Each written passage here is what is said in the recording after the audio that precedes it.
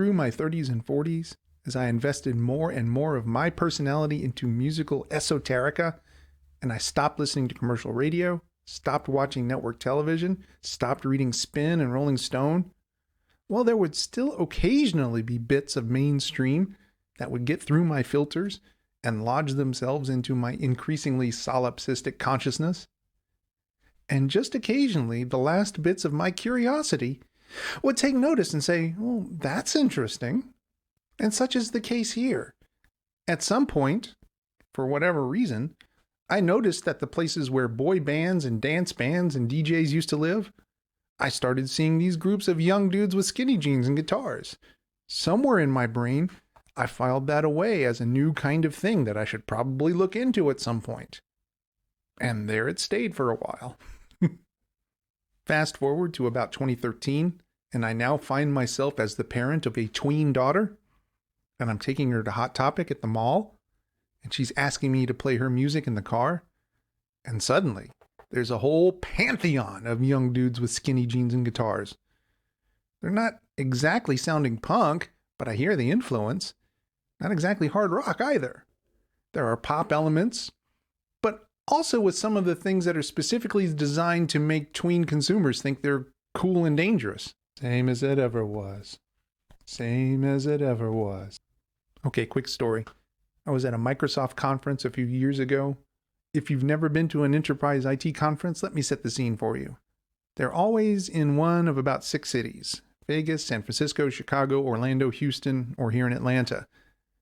And with your registration, you not only get access to the classes and the show floor, but to a few events, like an opening night cocktail thing, an outing to someplace like Universal Studios or whatever happens to be nearby, and then a big party night with a concert.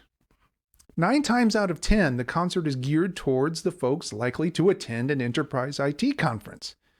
Mainly dudes, mainly over 30. So think Bon Jovi, Aerosmith, somewhere in there. For this particular conference, the wise folks at Microsoft decided the band to have for a group of over 30 enterprise IT folks was Fall Out Boy. Are you kidding? Of course I went. It was amazing. I mean, the music was only okay, but that wasn't the amazing part. The amazing part was seeing the faces of the band members, watching them try and cope when they were not getting anywhere near the reaction they were used to, and watching them slowly give up as the night went on. But that's not even the best thing. The best thing was all the phones. So you have to picture it, right? The audience was a sea of mobile phones held aloft. I would say of the 2,000 or more in attendance, I'd say a good third of them were holding a phone up over their head. And best of all, the thing that will make this one of the highlights of my live music concert going life, as you walk backwards into the crowd and then turn around and look back on the stage, you can see that on every screen of every single one of those hundreds of phones was the face of a tween girl in her pajamas watching the music in rapt attention. Oh man, that was something. The point being is I was all set to relegate the Strokes into the vast heap of commercially produced pop stuff, like the stuff I used to see at Hot Topic with Astrid. That is, until I started seeing critics list Is This It as a legitimately great and important album. The album that re-legitimized garage rock and spawned a resurgence of young guitar-based rock bands. What, 20 years ago already? How can that be possible? Anyway, I doubt it can beat seeing Fall Out Boy at the 2015 Microsoft Ignite conference in Chicago, but I gotta check it out.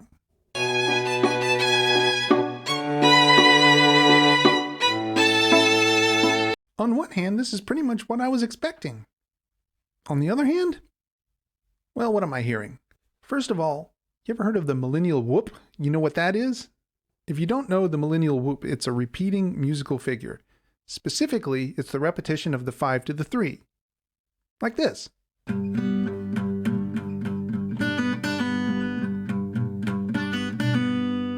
Now that I play it, does that bring a specific musical feel to mind for you? If you're still drawing a blank, imagine it's sung, with the rhythm section playing straight eighths behind it. Like this. Oh, oh, oh, oh. That kind of upbeat sounding major key thing that permeated music from the aughts. That feel definitely encapsulates a lot of what I'm hearing here. The opening track, the title track, Is This It?, started uninteresting. Just a couple of repeated figures on guitar.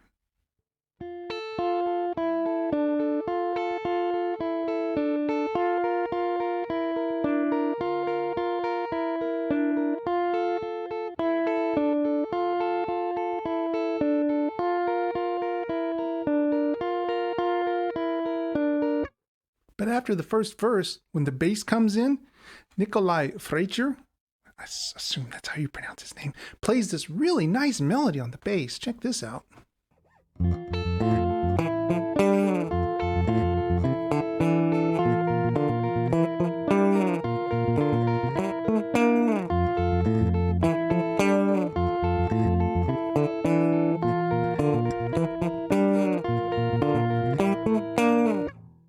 Pretty interesting, right? Trouble is, though, that's just about the only interesting thing there is to that song. The singer, Julian Casablancas, doesn't do much with the melody and the lyrics. The lyrics, they paint the story of a less than upstanding person. So edgy. I see the same pattern in most of their other songs. Mostly they're just dirt simple guitar and bass garage rock, with maybe one interesting thing happening musically. And over the top of it is a melody that doesn't quite fit the lyrics, and the lyrics that seem specifically crafted to paint the image of a prototypical bad boy sung by Casablancas. You gonna say it that way every time? Yes, I am. Highlights for me. The chorus and Hard to Explain gets stuck in my head a lot. Very, very catchy. The earworm index of Someday is pretty damn high also. The guitar solo in The Modern Age. I mean, it's obvious it's composed and not improvised, but it does require a good amount of technique, and it's executed well. But the main problem I'm having after these first couple of listens is that the vast majority of it blends together.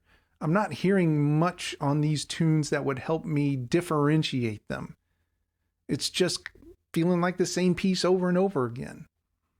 Plus, I'm noticing that even though there's not much to these songs, there does seem to be a good amount of dynamics. Each song has a steady build and decent energy. It makes me think they might be a better live band than a studio band. But I recognize that's not sufficient. I still don't know this stuff yet. I need to know the music better. So now's the part where I cut to the next section and I tell you what I think after I've lived with this music every day for a week or so.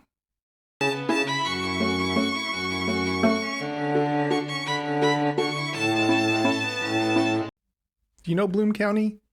The amazing comic drawn by Berkeley Breathed? I am a huge fan of Bloom County. Back in the mid-'80s, in the Satanic Panic days, Bloom County reflected on the day's events by having Opus, the main character Penguin, join Bill the Cat's heavy metal band, first called Death Tongue, but after Walmart refused to carry their music, they changed their name to Billy and the Boingers. At the time, Berkeley Breathed held a contest in which people submitted their ideas of what Billy and the Boingers might sound like. Interestingly, when I first started work at Stereo Sales in Tallahassee, the owner's two sons, Dave and Richard Manasco, both of them musicians, recorded and submitted an entry. They played it for me a couple of times. I still remember some of it. Left side, right side of my brain. When I bang my head, I feel no pain.